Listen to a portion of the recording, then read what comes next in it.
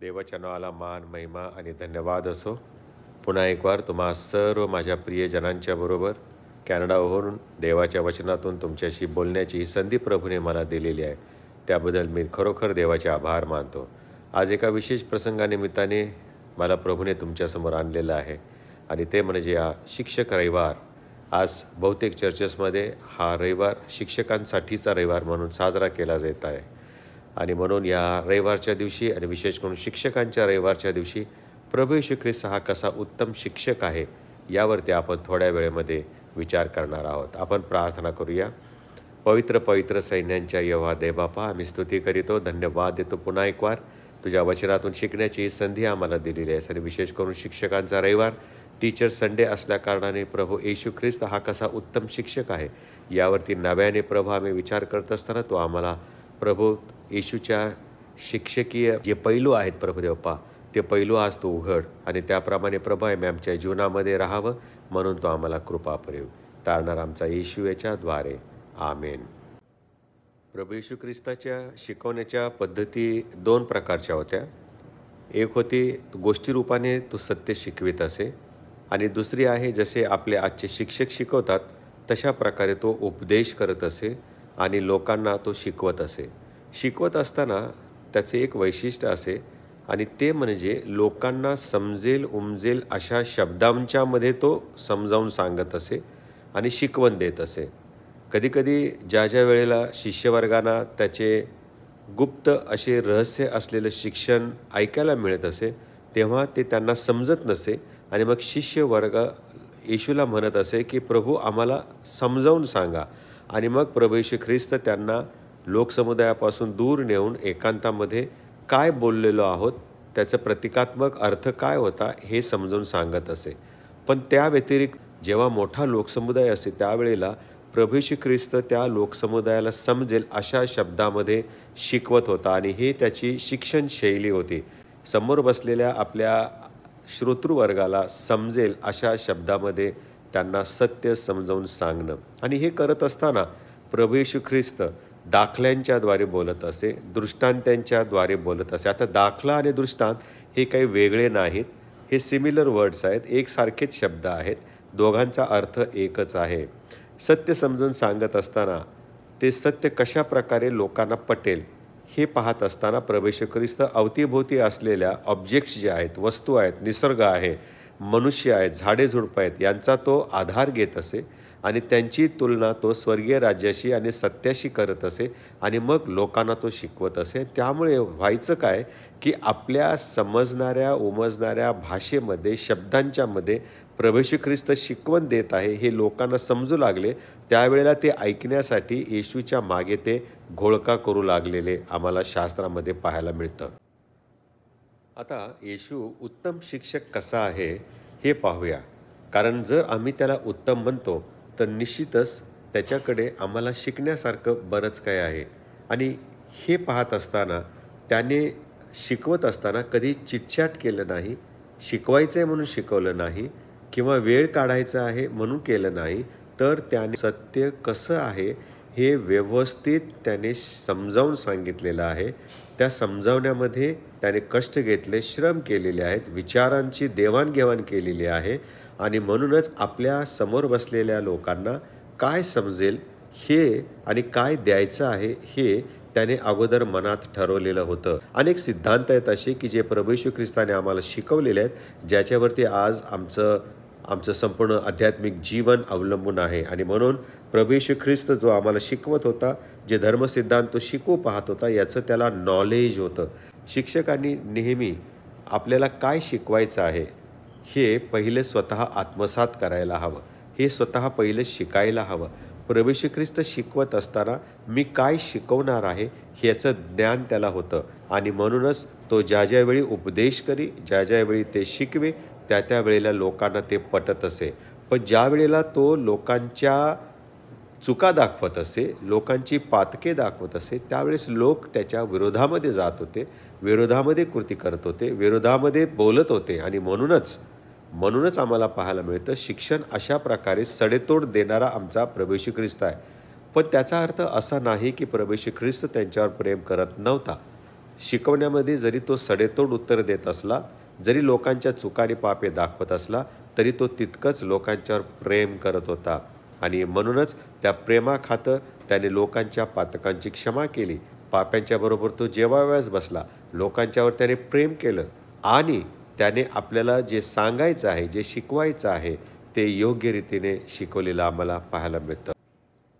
आज आपण तिसरा मुद्द्याकडे लक्ष देऊया.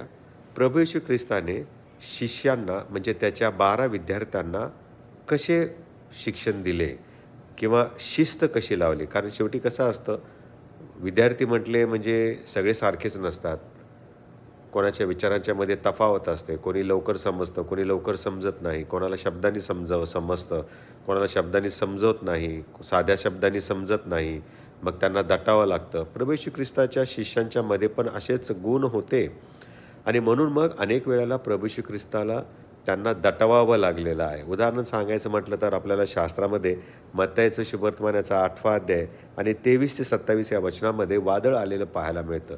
आणि प्रभू येशू ख्रिस्त त्या बोटीमध्ये निवांत पहुडलेला आहे आणि वादळामुळे पाणी लाटा वाढू लागलेल्या आहेत आणि समुद्राचं पाणी बोटीमध्ये शिरू लागलं. त्यावेळेला शिष्य घाबरले आणि मग सगळे जीवाच्या आकांताने ओरडू लागलेले आहेत. बोटीमधलं आलेलं पाणी बाहेर काढत आहेत, परंतु ते त्यांच्याने जमेना.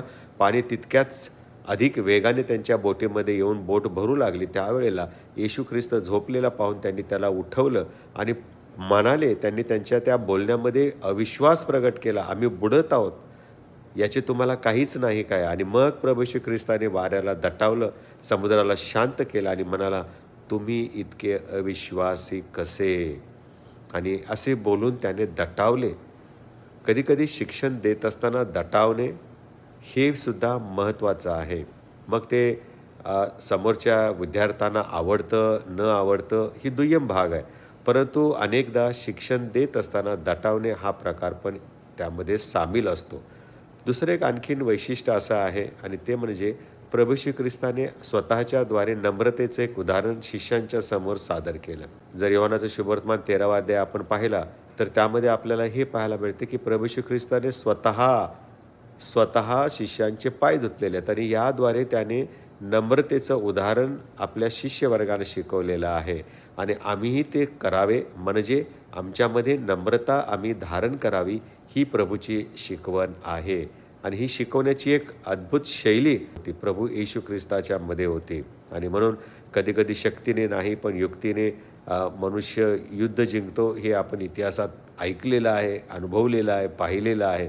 प्रभू श्री ख्रिस्ताने या ठिकाणी युक्तीचा वापर केलेला आहे. आपल्या कृतीच्याद्वारे त्याने आपल्या शिष्यवर्गाला चांगली अशी शिकवण दिलेली आहे.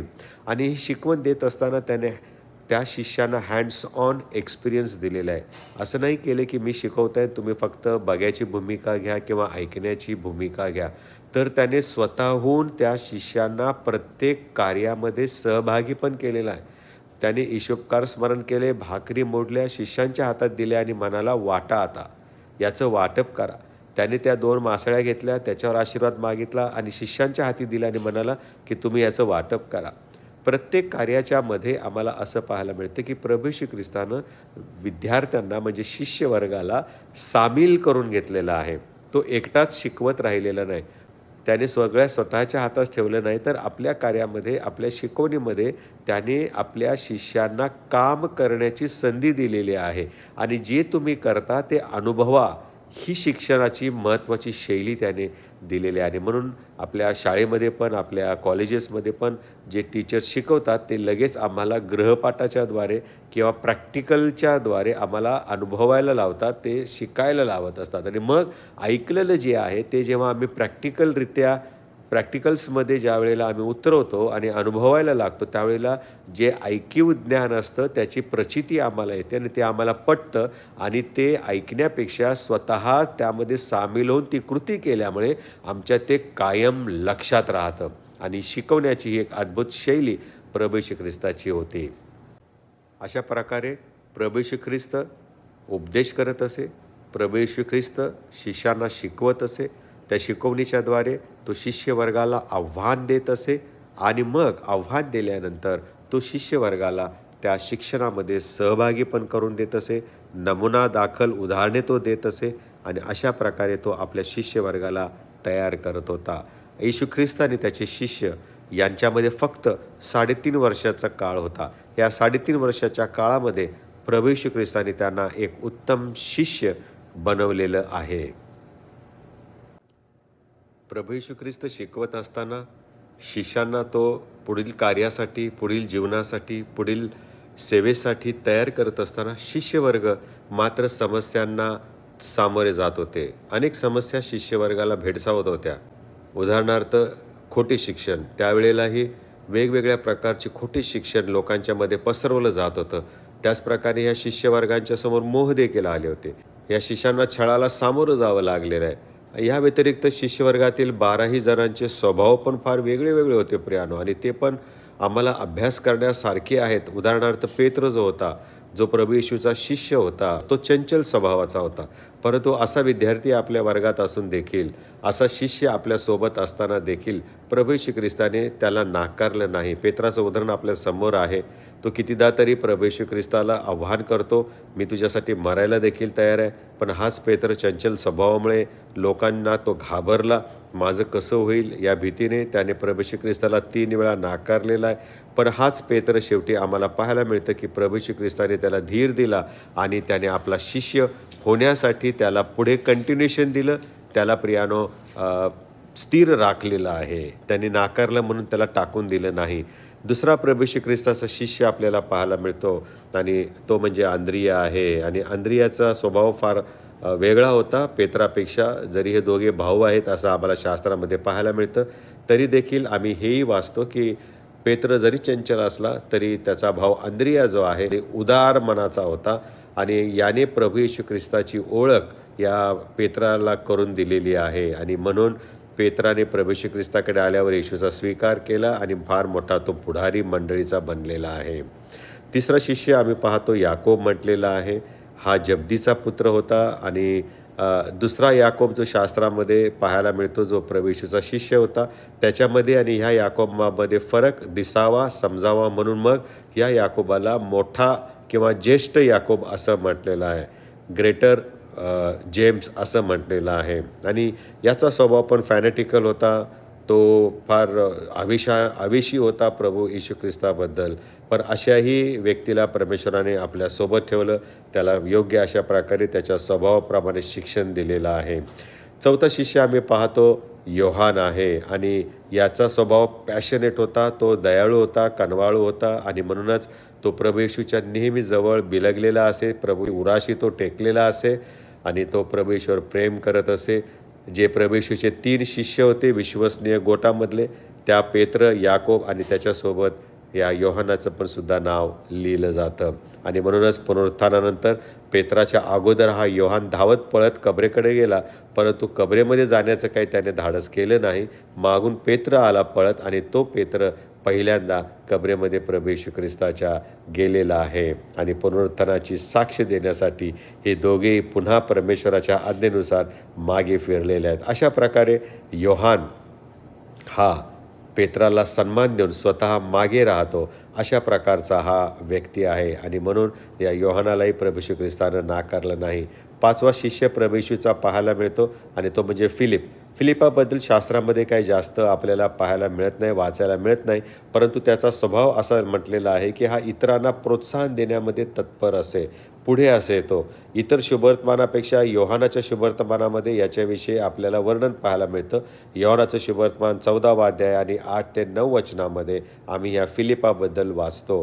प्रभू येशू ख्रिस्ताने त्याला नेमलेलं आहे. प्रभू येशू ख्रिस्ताने त्याला विश्वासात उभं केलेलं आहे.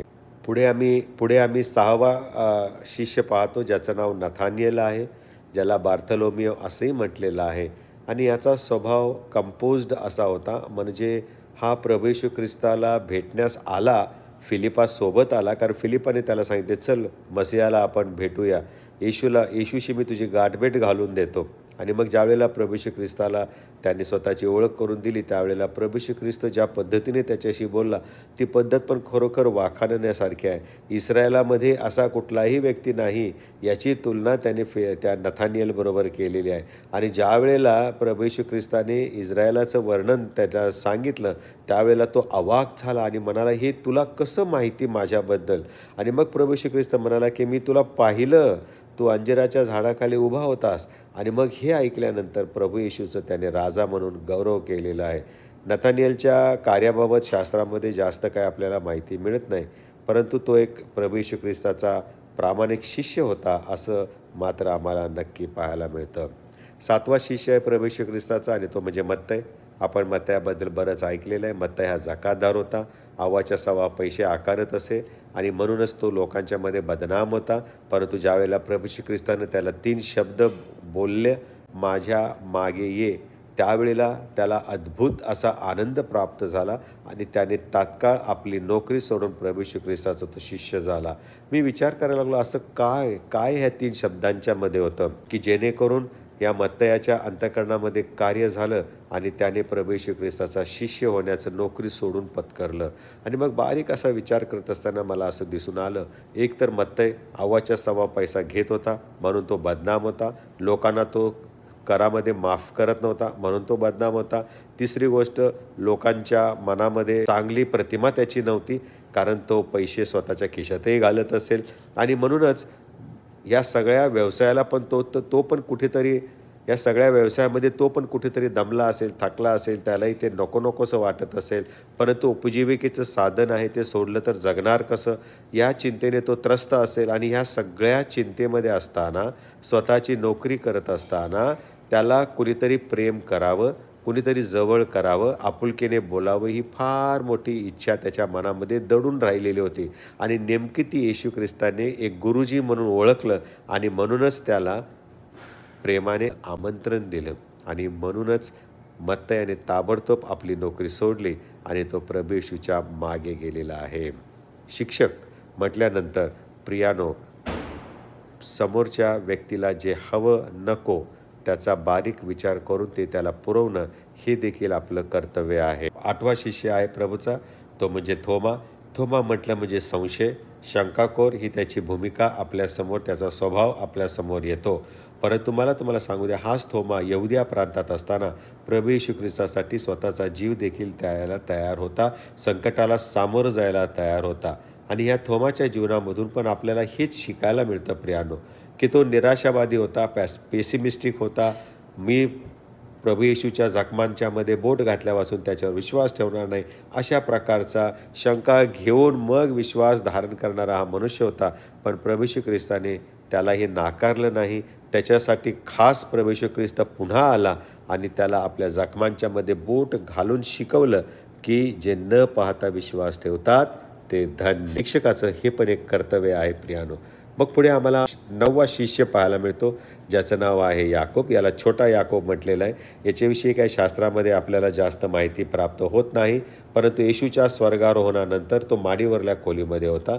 त्याच्यासोबत आणखीन एक शिष्य होता, शिमोन नावाचा, प्रभू येशूचा शिष्य. आणि याचा स्वभाव पण जरी या छोट्या याकोबाचा शांत असा होता, तसा ह्या शिमोनाचा स्वभाव तो धैर्यवान होता. आणि याचं वर्णन देखील प्रेषितांची कृत्य 1 अध्याय 13व्या वचनामध्ये आम्हाला पाहायला मिळतं.